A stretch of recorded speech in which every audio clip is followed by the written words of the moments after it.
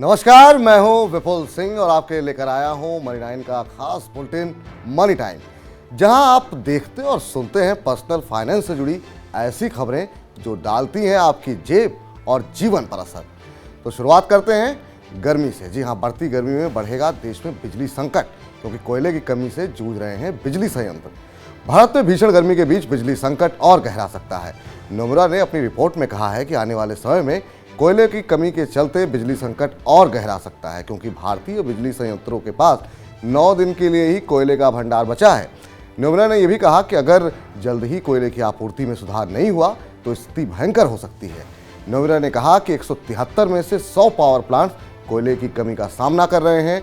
School और दफ्तर खुलने से बिजली की मांग बढ़ गई है और आगे भीषण गर्मी की वजह से इसकी मांग में और बढ़ोतरी होगी। नोमरा का कहना है कि कोयले की ढुलाई के लिए पर्याप्त संख्या में रेलवे रैक न मिल पाने और आयात महंगा होने की वजह से कोयले की आपूर्ति में रुकावटें पैदा हुई हैं। चलिए आगे बढ़ते हैं और बात जरा इन्वेस्टमेंट की कर लेते हैं। प्री आईपीओ स्टेज में निवेश करके कमाए मोटा मुनाफा, पेंटोमैथ ग्रुप ने लॉन्च किया है नया अल्टरनेट इन्वेस्टमेंट फंड। जी हाँ, financial service firm Pantomath group ने अपना पहला अल्टरनेट इन्वेस्टमेंट फंड पेश किया है। इसका नाम इंडिया इन्फ्लेशन अपॉर्चुनिटी फंड है। यह म्यूचुअल फंड कंपनियों के प्री आईपीओ स्टेज में निवेश करता है, जो बाद में अच्छा रिटर्न दे सकते हैं और भविष्य का मल्टी बैगर भी बन सकते हैं। ये फंड पहले ही लक्ष्य के हिसाब से 25% फंड हासिल कर चुका है।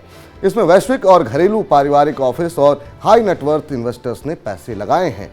इस फंड में न्यूनतम निवेश की सीमा 1 करोड़ रुपए है। इसका मतलब ये है कि रिटेल इन्वेस्टर्स को इस फंड का कोई भी फायदा नहीं मिलेगा। और इन सबके बीच में दिल्ली में फिर लौटा है पाबंदियों का दौर। मास्क नहीं लगाने पर देना होगा जुर्माना।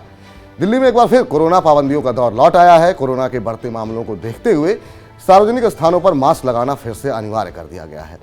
दिल्ली डिजास्टर मैनेजमेंट अथॉरिटी ने तय किया है कि मास्क न लगाने वालों से 500 रुपए का जुर्माना वसूला जाएगा।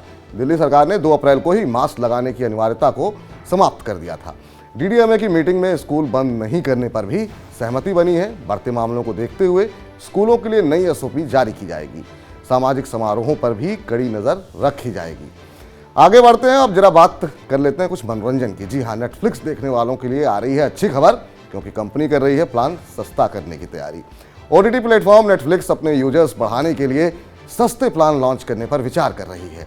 कंपनी का प्लान है कि वो ऐसे सस्ते प्लान लॉन्च करे जिनमें विज्ञापन दिखाया जाए।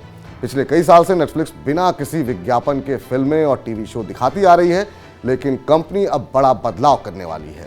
2022 की पहली तिमाही में नेटफ्लिक्स को 2 लाख ग्राहकों का नुकसान हुआ है। पिछले 1 दशक में पहली बार नेटफ्लिक्स के सब्सक्राइबर इतनी बड़ी संख्या में कम हुए हैं। आशंका ये भी है कि जून तिमाही में कंपनी को 20 लाख सब्सक्राइबर का नुकसान हो सकता है। ग्राहकों की संख्या लगातार घटने के कारण नेटफ्लिक्स अपने प्लान के रेट घटाने पर अब विचार कर रही है। ऐसे में कंपनी विज्ञापन के साथ कंटेंट दिखाएगी और प्लान सस्ते रखेगी। अब बात करते हैं अगली खबर की। अदानी समूह देगा 25,000 लोगों को रोजगार, 10,000 करोड़ रुपए का करेगा निवेश। अदानी समूह ने अगले 1 दशक के दौरान पश्चिम बंगाल में 10,000 करोड़ रुपए का निवेश करने की घोषणा की है। अदानी समूह के चेयरमैन गौतम अदानी ने बंगाल वैश्विक व्यापार सम्मेलन 2022 में कहा कि राज्य में कारोबार को बढ़ाने के लिए अदानी समूह डेटा केंद्र, समुद्र में केबल, उत्कृष्ट केंद्र, भंडारण और लॉजिस्टिक पार्क जैसे बंदरगाह और बुनियादी ढांचे से जुड़े क्षेत्रों में निवेश करेगा।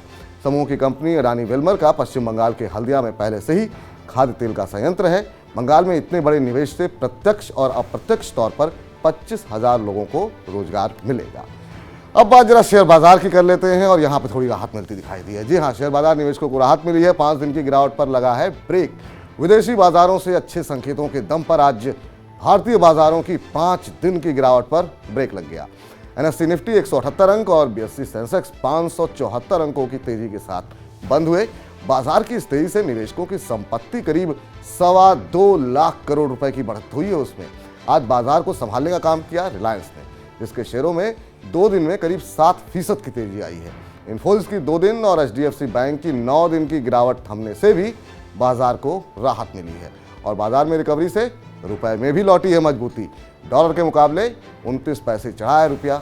घरेलू शेयर बाजार में उछाल और कच्चे तेल की कीमतों में नरमी आने से रुपया बुधवार को डॉलर के मुकाबले 29 पैसे मजबूत हो गया। अब $1 के लिए 76 रुपये 21 पैसे का भुगतान करना होगा। इससे पिछले कारोबारी दिवस यानी मंगलवार को रुपया 21 पैसे की गिरावट के साथ 76 रुपये 50 पैसे प्रति डॉलर पर था। दुनिया की 6 प्रमुख मुद्राओं की तुलना में डॉलर की मजबूती को आंकने वाला डॉलर सूचकांक 0.06% की गिरावट लेकर 100.35 के स्तर पर कारोबार कर रहा था।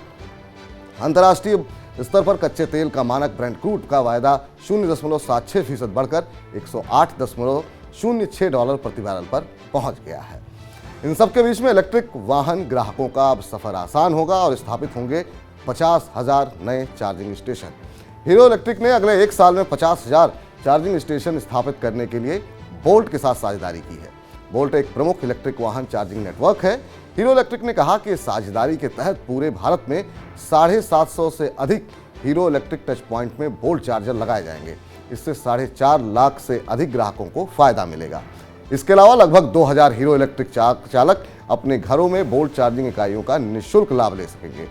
हीरो इलेक्ट्रिक का मिशन कार्बन मुक्त गतिशीलता को बढ़ावा देना और एक मजबूत ईवी सफर का अनुभव देने के लिए मजबूत चार्जिंग नेटवर्क का निर्माण करना है। कंपनी ने कहा कि इस गठजोड़ से लाखों हीरो इलेक्ट्रिक ग्राहकों का सफर आसान हो जाएगा।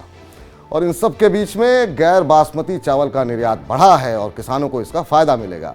देश से गैर बासमती चावल का निर्यात 2021-22 में बढ़कर 6.11 अरब डॉलर पर पहुंच गया। गैर बासमती चावल का निर्यात 2013-14 में 2.92 अरब डॉलर था। भारत ने 2021-22 में 150 से अधिक देशों को चावल का निर्यात किया। एपिडा ने विदेशी दूतावासों की मदद से लॉजिस्टिक्स का विकास किया और उत्पाद की गुणवत्ता भी बढ़ाई। इससे भारतीय चावल के निर्यात की संभावनाएं बेहतर हुई हैं। पश्चिमी अफ्रीकी देश बेनिन, नेपाल, बांग्लादेश, चीन, Cote d'Ivoire, Togo, Senegal, Guinea, Vietnam, Djibouti, Madagascar, Cameroon, Somalia, Malaysia, Liberia और संयुक्त अरब अमीरात भारत से चावल का आयात करते हैं। आयात में बढ़ोतरी से देश के प्रमुख चावल उत्पादक राज्यों जैसे पश्चिम बंगाल, उत्तर प्रदेश, पंजाब, तमिलनाडु, आंध्र प्रदेश, बिहार, छत्तीसगढ़, उड़ीसा, असम और हरियाणा के किसानों को फायदा होगा। अब जरा नजर डाल लेते हैं आईपीओ बाजार की हलचल की, क्या कुछ वहां चल रहा है। तो आपको बता दें, कैंपस शू का आईपीओ 26 अप्रैल को खुलेगा। आईपीओ का इशू साइज 1400 करोड़ रुपए है। कंपनी ने इसके लिए प्राइस बैंड 278 से 292 रुपए प्रति शेयर तय किया है। कंपनी ऑफर फॉर सेल के जरिए 4.79 करोड़ इक्विटी शेयरों की बिक्री करेगी। बिड लॉट साइज 51 शेयरों का होगा, मतलब आपको कम से कम इतने शेयरों के लिए बोली लगानी होगी। ग्लोबल लॉन्ग लाइफ हॉस्पिटल का आईपीओ सब्सक्रिप्शन के लिए 21 अप्रैल को खुलेगा और 25 अप्रैल को बंद होगा। ये एक एसएमई कंपनी है और इसकी लिस्टिंग एक्सचेंज की एसएमई कैटेगरी में ही होगी। Global long life hospital IPO का इशू प्राइस 140 रुपए प्रति शेयर तय किया गया है। कंपनी की योजना इशू से 49 करोड़ रुपए जुटाने की है। वारी एनर्जीज भी शेयर बाजार में लिस्ट होने की तैयारी में है। कंपनी जल्द ही सब्सक्रिप्शन डेट और प्राइस बैंड की घोषणा करेगी। वारी एनर्जीज की स्थापना दिसंबर 1990 में हुई थी। ये भारत की सबसे बड़ी सोलर पीवी मॉड्यूल निर्माता कंपनी है। कंपनी के शेयर एनएससी और बीएससी दोनों ही जगहों पर लिस्ट होंगे। तो ये वो तमाम खबरें थी जो डालती हैं आपके जेब पर सीधा असर। फिलहाल मनी टाइम को यहीं समेटते हैं, लेकिन अगर आपने अभी तक हमारे चैनल को सब्सक्राइब नहीं किया है तो हमारे चैनल को सब्सक्राइब कीजिए ताकि सबसे पहले ये तमाम जरूरी खबरें आप तक पहुंचे। और चलते चलते आपको छोड़ जाते हैं टेलीकॉम कंपनियों से जुड़े हुए इस खास इन्फोग्राफिक्स के साथ। फिलहाल के लिए नमस्कार।